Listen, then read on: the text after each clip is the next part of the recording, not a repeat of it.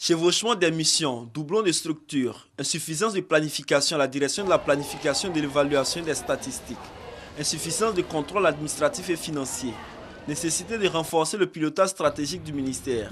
C'est le résultat d'un mois d'études de la mission d'audit fonctionnel du ministère de l'Éducation nationale et de l'enseignement technique.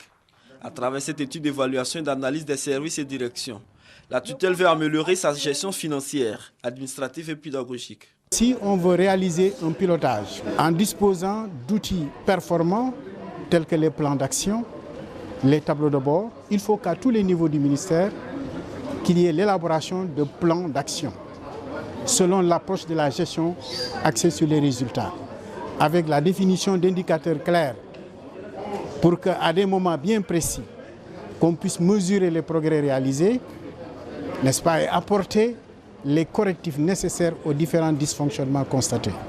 Et pour une efficacité dans la mise en œuvre des plans d'action du ministère, de la prise en charge des missions du ministère, nous avons ici proposé un nouvel organigramme, une restructuration qui permet d'assurer une meilleure cohérence entre les missions, n'est-ce pas, et son architecture organisationnelle. La ministre de l'Éducation nationale et de l'enseignement technique souhaite que le système éducatif retrouve sa place d'antan dans une nation émergente à l'horizon 2020. Elle invite donc ses collaborateurs à l'engagement.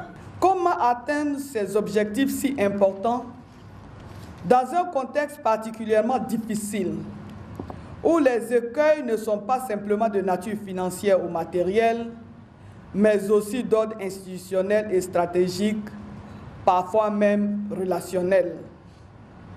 C'est un programme qui suggère aux acteurs que vous êtes les rôles et les missions qui vous incombent dans le pilotage et le développement rationnel de notre institution.